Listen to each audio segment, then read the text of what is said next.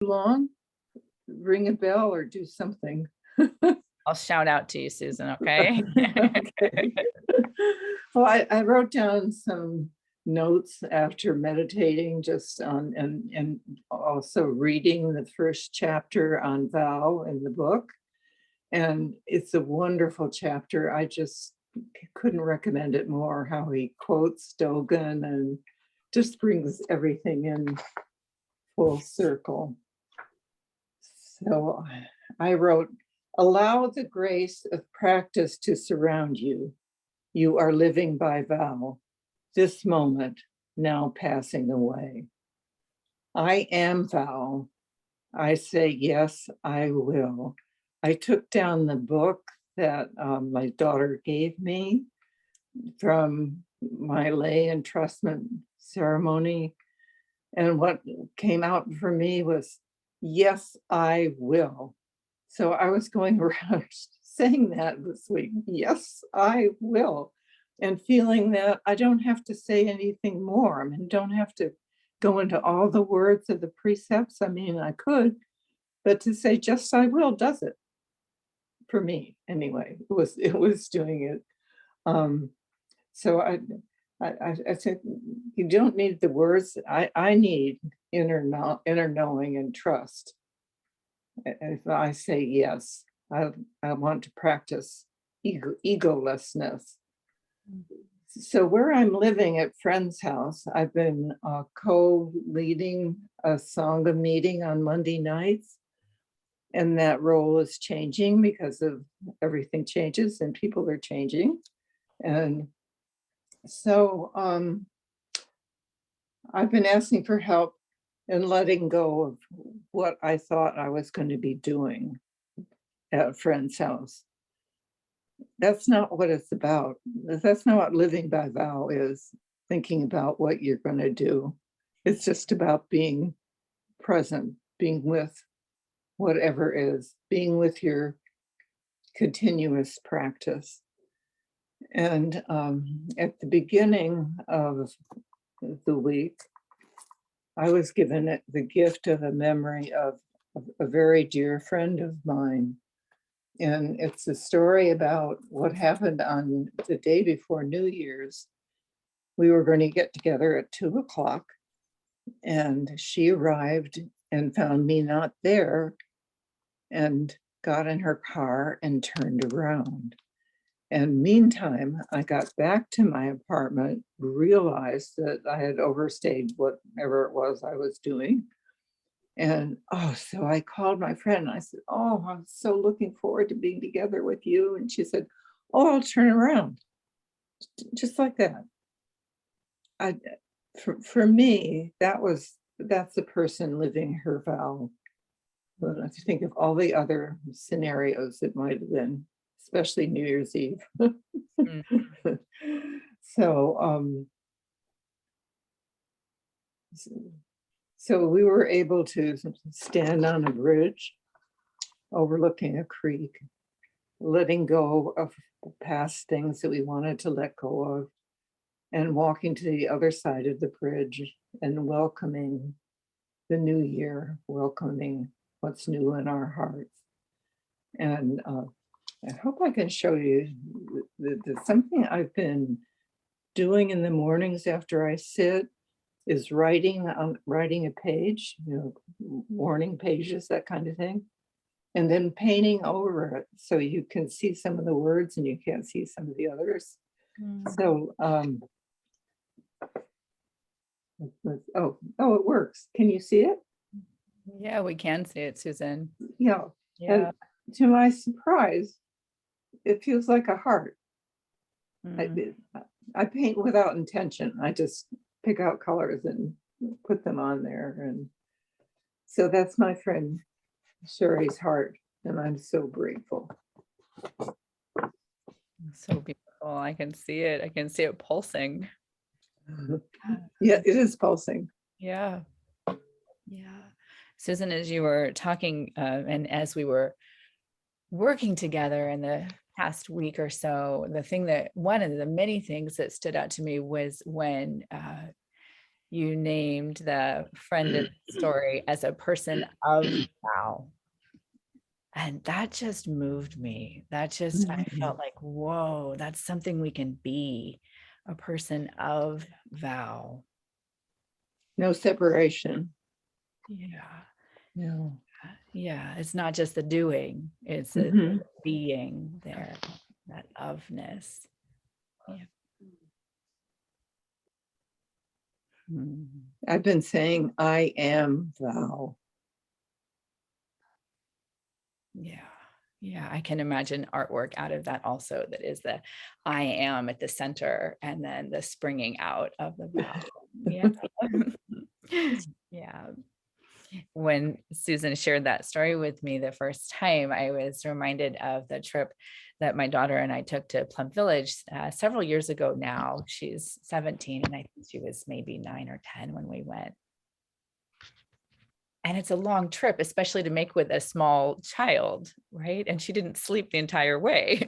We went over the whole continent. I think we stopped in New York, off we went across the Atlantic Ocean, and she was still awake, right? We landed in Paris on New Year's Day. So it was a delightful trip and a fun way to step into the new year. And then on to Bordeaux. And I'm sure there were, the tram was involved,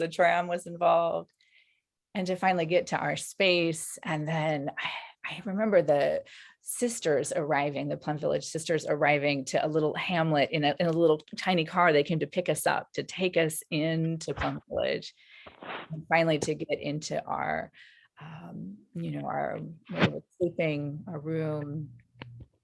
And when the orientation finally got there, we're going to get to finally go in and see people. The sister who was going to speak and run the orientation was late, right? Like something had happened. And the sense in the room was just pure ease, like that was okay. We were still in this beautiful meditation hall and we were there, and people from all over the world had come to practice together. There wasn't frustration in the room, right? As you might expect, or there might be in other places, right? And when the sister arrived, the first thing she did was take us for our practice, right? That she was able, as she was having her difficulty, to trust that we were practicing with and for her, and how that allowed her to stay with herself through the difficulty, right? That she didn't get caught up. It was ease was available to her, right? It just stayed with me for so long, that that's a gift we can give to one another, right? That this being of vow, a person of vow, is sort of contagious in ways that we don't even know is being transmitted, right? All the time. Mm. I'm going to look at our notes, Susan, and see. Yeah. Oh, did you want to talk about the white Buddha with the red scarf? Oh, I forgot. Yeah. I have a stone Buddha. It weighs a lot, or I'd pick it up and show it to you. I suppose I could move the camera. But anyway, Buddha came indoors before Christmas. My daughter was here, and she said, I said, I kind of like to put that on my altar inside. And so she works out, So she brought it in, and then we put a red scarf around her for Christmas. It was so sweet. And just that image of the white Buddha with the red scarf got me thinking of the colors. I don't know.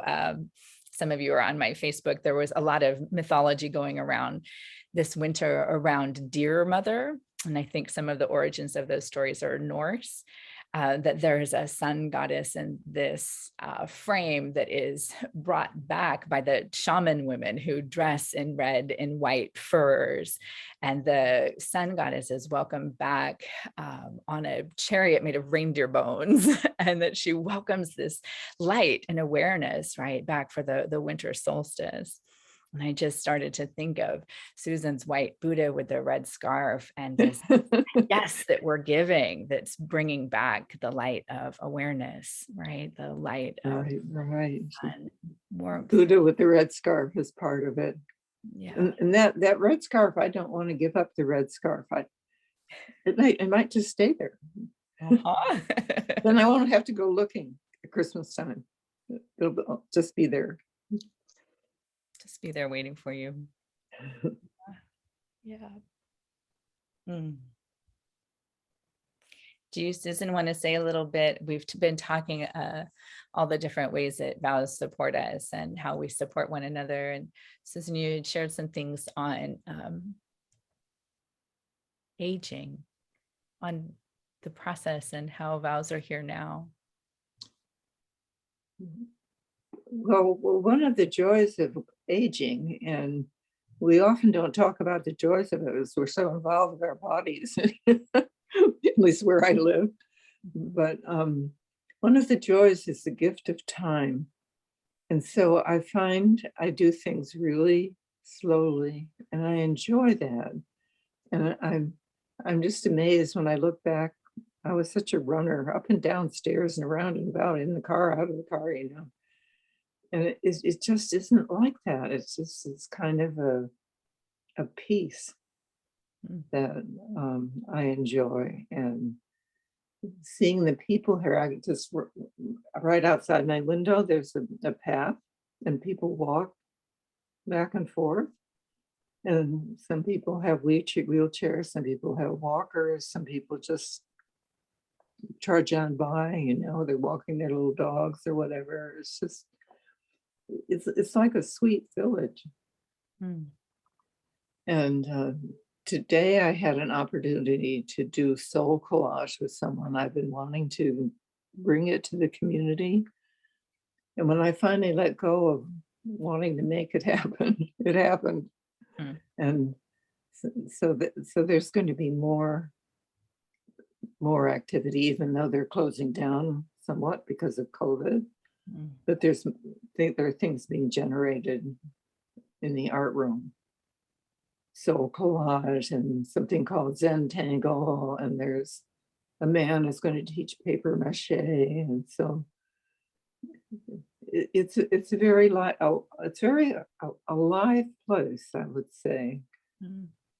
But awareness of death is always here because someone is always passing.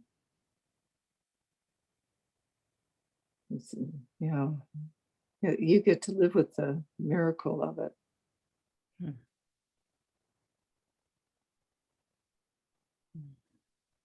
And that fearlessness, right there, that beautiful reminder you're giving us, right, of this possibility of engaging all the seasons of our life with a yes, right? It's a beautiful gift I feel I've got to receive this week working with you, Susan. Yeah. Yeah. Well, practice is a gift. And the group I've been leading here, I just so want them to know that practice works. I really want to be able to give that to them. But we don't know. We put it out there and they take what they take. Kind of like children. Yeah. We talked a little bit about bringing the temple home, right? For those of us that are lay practitioners, right? And here we are, and how do we incorporate practice into our home environments? And you're doing that where you are, Susan, right? Well, I think so. And if I am Val, then it's going to seep out. This was started by Quakers, and it still has a Quaker feel to it. And so the values are similar, but the way they practice isn't quite the same. But so I just need to be with that also. And there's plenty of time for me to do it's such a blessing that I can connect with Sangha through Zoom. Yeah. And the different ways that practice can look, that sometimes it doesn't look like what we thought it was going to look like. And the way it keeps being revealed, right? I know when you were talking with me before about practice during aging, that it was making me think a lot of practice during the different seasons of motherhood that I've had, and even illness, right? How some of you in Sangha know I had a pretty severe stress-related illness after my daughter was born. And it created this opportunity for me to bring the temple home, to really bring practice home. I couldn't work. I was really just out of work. And then this thing arose of, oh, each morning we'll make breakfast, we'll sit, we'll do some housework, and we'll be with my child. I'll be with my child. It was very simple, and ease came back and wellness returned. And so then here I am a decade or more later, and boy, I want that back. Right. So I have some attachment to that time that ended up being so beautiful while she was young. And so what is it now with this set of circumstances to bring practice forward? And can I keep saying yes? Right. Yes. Yeah. Yes, I will. Yes, I will. Yes, I will. Yeah. Mm. Well, it's a gift to be looking at Val at this time, to be able to look back on Jukai, which I did a number of years ago, and how I feel like I've grown in practice since then, and the number of teachers I've had, both lay people and priests. And women, thank God. Death, thank goddess. The white Buddha with the red scarf. Yeah, right. All of us in some way, shaman women welcoming back the light. Right. Yeah.